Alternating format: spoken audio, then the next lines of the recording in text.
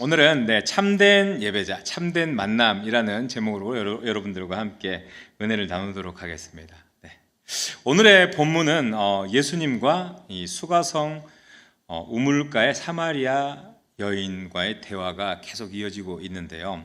대화의 주된 내용이 이렇습니다. 예수님, 제가 다시는 물 기르도록 이곳에 오지 않도록 다시는 목마르지 않는 물을 저에게 좀 주십시오. 사마리아 여인이 말했습니다. 그러자 예수님께서 갑자기 그 이야기를 이어가는 것이 아니라 주제를 좀 바꿔서 남편을 데려오라고 말씀하시죠. 그리고 여자는 깜짝 놀라면서 저는 남편이 없습니다 라고 고백을 합니다. 그러자 예수님께서 그 여인에게 너는 남편이 5이 있었고 지금 있는 남편이라고 불리는 사람도 진짜 네 남편이 아니다 라고 그렇게 말씀을 하십니다. 언뜻 보면은 이 사마리아 여인과 또 예수님과의 대화는 전혀 다른 방향으로 흘러가고 있는 것처럼, 대화가 되지 않는 것처럼 그렇게 느껴질 수도 있습니다. 그러나 잘 들여다보면요, 이 대화는 예수님께서 사마리아 여인과 또 오늘날을 살아가고 있는 우리들에게 인생에서 가장 중요한 것이 무엇인지 가르쳐주고 계시는 장면임을 우리가 알 수 있는 대목입니다. 여러분, 사마리아 여인의 처지와 모습을 가만히 한번 좀 살펴보시고 생각을 좀 해보십시오. 어쩌면은 이 모습이 우리의 모습과 같다고 할 수도 있을 것입니다. 왜냐하면은 우리는 세상을 살아가면서 어떻습니까? 우리의 갈급함과 우리의 갈증을 세상에서 그 어떤 것들로 채워 넣기 위해서 정말 발버둥 치고 정말 애를 쓰지만 어떻습니까?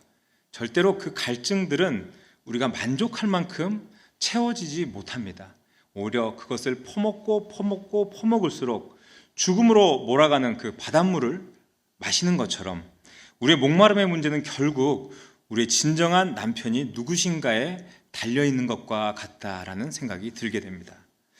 우리의 참된 신랑 되시는 우리의 예수님만이 어쩌면 우리의 갈증과 허무와 깊은 목마름의 끝에서 우리를 구원해 주실 수가 있다라는 이야기죠.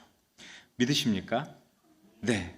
오늘은 그렇게 예수님과 이 사마리아 여인의 대화가 더욱 깊어지며 그 정점에서 예배에 대한 주제가 등장하는 것을 우리가 발견할 수 있게 되는데, 그렇습니다. 우리의 주인 되시며 우리의 신랑 되시는 그 주님, 우리의 생명수 되시는 그 주님을 예배를 통해 만나고 그 만남을 통해 회복하며 힘을 얻고 우리는 하루하루 살아가고 있지 않습니까? 우리는 그 예배를 통해서 정말 그 갈증을 채우게 됩니다. 오늘 귀한 말씀을 통해서 예배가 그럼 무엇인지 정말 깊이 알아보면서 우리의 삶의 갈증을 해결하며 귀한 은혜를 누리는 시간이 되기를 주님의 이름으로 축복합니다. 네, 첫 번째로요, 예배는 하나님께 초점을 맞추는 것이라는 것을 우리가 기억해야 하겠습니다. 우리 한번 읽어보겠습니다. 시작. 네, 맞습니다. 예배는 하나님께 초점을 맞추는 것입니다. 우리 말씀을 한번 읽어볼까요? 우리 영어는 읽지 말고 한글로만 읽겠습니다. 시작.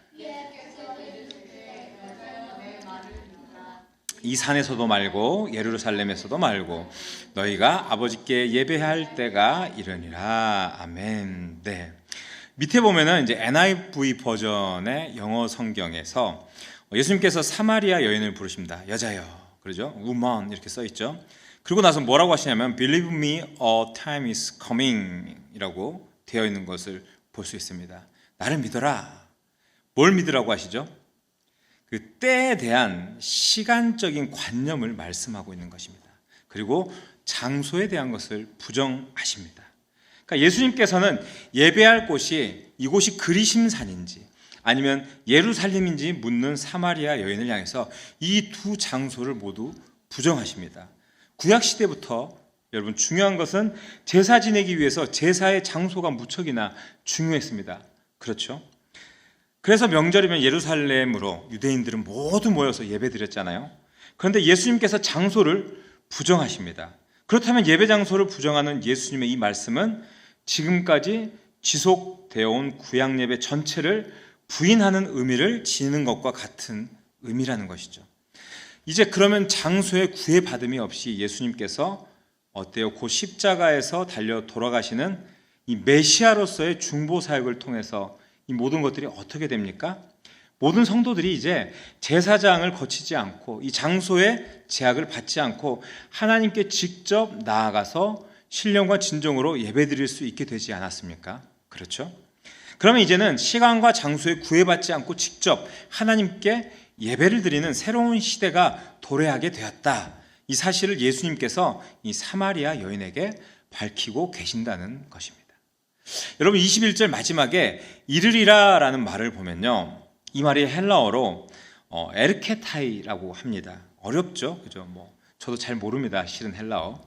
그런데 잘 보면요, 이 말이 현재 시제로서 동작의 진행을 가리키고 있어서 앞으로 이제 그때가 지금 현재의 속으로 오고 있다라는 것을 말해주고 있습니다. 한마디로 NIV 번역을 보면 이것을 Believe me, a time is coming when 이라고 번역을 하고 있지 않습니까? 이게 이제는 예수 그리스도를 통해서 누구나 아버지께 장소 등에 구애받지 않고 예배하는 시대가 이제 우리에게 왔다라는 것을 묘사해 주고 있다는 것을 예수님께서 직접 말씀하고 계시다라는 것이죠. 여러분, 예수님께서는 사마리아 여인의 관심이 어디에서 예배하는가에 머물러 있다는 것을 보시고 그 고정관념의 전통적인 틀을 깨트리셨습니다. 그러니까 장소가 중요한 시대에 때가 중요한 시대로 사고를 전환시키신 것이죠. 여러분, 이건 단순한 예언이 아니라 예수님의 오심으로 하나님의 구속 사역의 시간이 이제 도래했음을 선포하신 것입니다. 그리고 저는 이것이 오늘날 우리가 예배를 대하는 태도의 문제와도 관련이 있다라고 생각을 합니다. 여러분 한번 잘 생각해 보십시오. 이 십자가 사건을 통해서 오늘날 우리는 시간과 공간의 제약을 넘어서서 어떻습니까? 언제든지 주님 앞으로 나아갈 수 있게 되지 않았습니까? 이게 무엇을 의미합니까? 이것은 우리가 어느 곳에서든지 예배를 회복할 수 있어야 한다라는 의미인 것입니다. 우리는 정해진 어떤 교회 예배 시간에만 참석하는 것이 때로는 예배라고 여기며 살아갈 때가 참 많이 있죠. 그런데요, 여러분, 우리가 주일에 교회에만 나간 것으로 예배가 끝난다고 여기는 것이 아니라 예수 그리스도로 인해서 주님이 우리와 함께 하심으로 인해서 우리의 삶 전체가 예배가 되어야 한다고 여겨야 하는 것입니다. 다시 말해서 우리의 삶에 하나님을 만날 수 있는 새로운 시간이 열렸다라는 것을 우리가 깨달아야 한다라는 것이죠. 우리가 장소와 시간적 제한에 묶인 것이 아니라 늘 삶의 영역에서 우리가 어디를 향하느냐 보다는 누구를 향해 예배하느냐에 더욱 초점을 맞춰야 한다는 것입니다. 여러분, 우리가 가만히 생각해 보면 불과 한 4년 정도 전쯤을 보십시오. 코로나19 팬데믹 기간을 거치면서 어떤 일을 겪었습니까? 한 2020년 이 정도 됐을 때 한국교회 처음으로 오랫동안 온라인으로 예배를 드려야만 했던 그 시대를 지나지 않았습니까? 그 시기에 많은 이 성도님들이 온라인 예배는 목사님이 예배가 아닌 것 같아요, 그런 이야기를 참 많이 했습니다. 그렇죠? 그러면서 또 교회와도 많은 갈등을 겪었고 또 신앙인들 사이에서 마음의 갈등들이 참 많았습니다. 그러나 또 어떤 분들을 보면요, 그런 동시에 이런 고백을 하더라고요. 저는 교회 모일 수 없어도 목사님, 제 삶에서 예배가 더 깊어진 것 같아요, 그러더라고요. 제가 어느 순간요, 주방에서 설거지하면서 출근길에 길을 걸으면서 정말 눈물을 흘리면서 찬양을 하게 되었고 또 그 시간에 말씀을 더 열심히 들을 수 있게 되었고 교회와 하나님을 더욱더 사모하게 되었더라고요. 이런 고백을 하는 것을 또한 많이 듣게 되었습니다. 저도 처음에는 이러한 상황이 이게 정말 예배인가? 온라인으로 드리는 것은 과연 예배인가? 하면서 굉장히 좀 혼란스러웠습니다. 때로는 혼자 이렇게 텅 빈 정말 큰 예배당에서 혼자 예배 영상을 찍어서 업로드를 시켜야 한다는 게 무척이나 좀 당황스럽고 고통스럽고 좀 힘들기도 했습니다. 그러나 그곳에서 하나님의 임재는요, 멈추지 않았고 하나님의 역사는 함께 하셨고 우리가 인간의 한계와 제한된 방법을 뛰어넘으시는 하나님의 그 놀라운 역사와 또 넘치는 은혜를 그 시간들 안에서 경험할 수 있게 되었습니다. 여러분, 예배의 형식은 바뀌었지만 예수님이 말씀하신 때, 즉 삶의 모든 순간이 예배의 시간이 될 수 있다는 진리를 우리는 잊지 말아야 할 것입니다. 우리의 어려움 가운데 또 어떠한 순간에도 주님께서는 간절함으로 드리는 그 예배 가운데 역사하시고 또 찾아오시며 또 우리를 만나주시고 우리를 사랑하시는 그분을 우리는 우리의 삶 속에서 경험하지 않았습니까? 우리는 오늘도 어쩌면 지금도 이 사람 없는 이 작은 드림교회 보잘것없는 예배라고 생각할지라도 저는 그렇게 생각하지 않습니다. 주님께서는 진심을 다해서 예배 드린다면 또 이곳에서 기뻐하시며 때로는 우리를 만족해 하시며 이 자리에 차고 넘치도록 은혜를 베풀어 주실 줄 믿습니다. 간절히 바라기는 저와 또 여기 계신 여러분들의 삶에 하나님의 넘치는 기적을 예배를 통해서 목도하며 더욱 감사하는 그런 예배의 삶이 늘 되시기를 주님의 이름으로 축복합니다. 두 번째는요, 예배는 온전히 하나님만 향해야 한다라는 것이죠. 우리 한번 읽어보겠습니다. 시작. 네, 우리 말씀 한번 읽어보겠습니다. 오늘 말씀인데요, 4장 22절부터 23절 말씀 쉬운 성경으로 한번 같이 읽어보겠습니다. 시작. 당신네들은 알지 못하는 것을 예배하나 우리 유대인들은 우리가 알고 있는 것을 예배하오. 그것은 구원이 유대인들로부터 나오기 때문이요. 그러나 참되게 예배하는 사람들이 영과 진리로 예배할 때가 올 것인데 지금이 바로 그때요. 그리고 하나님께서는 이렇게 예배하는 사람들을 찾고 계시오. 아멘. 네. 여러분, 우리가 예배의 자리에 나와 습관처럼 어때요? 찬양도 부르고 기도를 드리고 이렇게 선포되어지는 말씀을 듣습니다. 그러면서 어떤 생각을 하십니까? 평안하다, 감사하다, 또는 온전히 하나님만을 바라보며 모든 것을 영광을 하나님께 올려드립니다. 그렇게 고백합니다. 그렇죠? 그런가요? 우리 하윤이 다시 묻겠습니다. 그래요? 근데 여러분은 혹시 그러는 가운데서도 지금 누구를 바라보고 계십니까? 그렇게 묻고 싶습니다. 예배당에 우리가 때로는 앉아 있기는 한데요, 마음은 우리가 엉뚱한 곳을 헤매고 있지는 않는지 그렇게 묻고 싶다라는 것이죠. 우리 아들들 물어보면요, 배고프니까 집에다 두고 온 먹을 걸 생각하고 있고, 또 게임을 깔아줬더니 그 게임을 하고 싶어서 안절부절 못하는 또 모습도 있고요. 친구 생각, 밥 생각, 때로는 우리 중심을 들여다보면요, 예배 가운데로 나오면서 사람들의 시선, 아니면 이 예배 가운데 내가 얼마나 잘해내고 있는지에 대한 어떤 부담감들, 혹은 주중에 지친 나의 그런 영적인 상태나 마음이 하나님보다도, 내가 높여드려야 할 그 하나님보다도 더 크게 느껴질 때가 있는 것이 사실입니다. 그래서 호주의 무어신학교의 데이비드 피터슨 교수님이 이렇게 말합니다. 예배는 하나님께서 그리스도를 통해 우리를 자신과의 관계로 부르시는 것에 대한 우리의 응답이다라고 이야기를 하십니다. 여러분, 이 말이 무슨 말을 의미할까요? 이 말이요, 예배는 내가 무언가를 보여주기 위한 무대가 아니라는 것입니다. 그렇죠? 예배는 우리의 감정을 풀어놓는 어떤 심리 치유의 공간이 아니라는 이야기입니다. 물론 우리가 예배에 나와서 이렇게 심령을 치유받고 또 회복하는 자리이기도 합니다. 그렇죠? 그렇지만 예배는 주님께서 찾아오시고 나에게 말씀하시며 거기에 마음을 열고 응답하여 부르심으로 나아가는 그런 자리가 이 예배의 자리라는 것이죠. 그런데 우리는 자주 착각해요. 어떻게 착각하냐? 우리는 예배의 자리에서 하나님 아버지 그분께서 우리의 예배의 대상이자 중심이셨다는 사실을 자주 망각하며 때론 준비하지 않은 예배자로 지금도 예배의 자리에 머물러 있지는 않은지 우리는 좀 고민해보고 생각해 봐야 할 줄로 믿습니다. 우리의 예배의 포커스가 하나님 아버지가 아닌 상처 입고 비틀거리고 회복이 필요한 내가 중심이라고 여기고 그 자리에 앉아있는 것은 아닌지 돌아봐야 한다는 것입니다. 오늘 말씀에서 예수님께서는 예배의 대상이 분명해야 한다라고 말씀하십니다. 사마리아인들은 율법을 왜곡하고 예배의 대상을 희미하게 만들었습니다. 그래서 예수님께서 분명히 말씀하셨습니다. 너희는 알지 못하는 것을 예배하고 있다.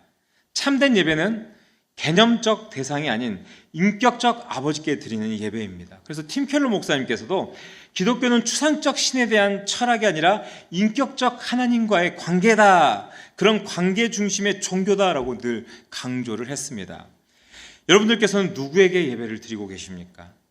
오늘의 예배가 혹시 나를 위한 예배입니까? 나의 감정을 위한 예배입니까? 내가 치료받기 위한 예배입니까? 하나님을 위한 예배입니까? 여러분, 예배는요, 때로는 우리가 감정이 좋아서만 드리지는 않습니다. 그렇죠? 그리고 상황이 편해서 드리는 것은 더더욱 아닙니다. 우리가 분명히 기억해야 하는 것은요, 우리가 예배의 자리로 나오는 그 이유가 하나님께서 나 같은 죄인도 사랑해 주셔서 나를 이 귀하고 복된 자리로 불러주셨기 때문에 너무나 감사하고 감격하고, 이 예배 자리에 주님 만나러, 하나님 만나러 정말 내가 기쁨으로 나아가는 것임을 잊어서는 안 된다라는 것이죠. 여러분, 예배는 하나님 아버지라는 이름 앞에 나를 내려놓고 기쁨으로 온전히 그 주님만을 향하고 바라보는 자리입니다. 오늘 여러분들은 이 자리에 무엇을 향하면서 나오셨습니까? 간절히 바라기는 우리의 시선이 하나님 앞에 다시 고정되기를 축복합니다. 그래서 그분만을 바라보며 또 그분 앞에 드리는 예배로 하나님과 더 깊고 더 친밀한 관계로 나아가시기를 주님의 이름으로 축복합니다. 세 번째입니다. 세 번째는 예배는 하나님의 진리 앞에 무릎을 꿇는 것입니다. 우리 다 같이 읽어보겠습니다. 시작. 네, 말씀 한번 읽어보겠습니다. 시작. 하나님은 영이시니 예배하는 자가 영과 진리로 예배할지니. 아멘. 네. 제가 얼마 전에 유튜브 쇼츠 영상을 이렇게 지나가면서 하나 보게 되는데, 어떤 목사님이 나오셨어요. 그러니까 간증설교의 잠깐 이야기였는데, 어떤 내용이냐면 이분이 부목사님으로 있을 때 예배 준비하시면서 찬양 준비, 조명, 스텝, 예배의 모든 구성들을 총괄하는 역할을 하셨나 봐요. 근데 잘 준비하고 예배를 시작했는데 찬양이 쫙 울려 퍼지는데 너무 좋더래요.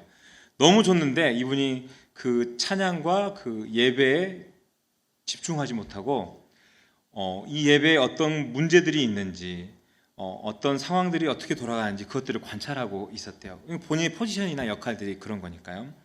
그래서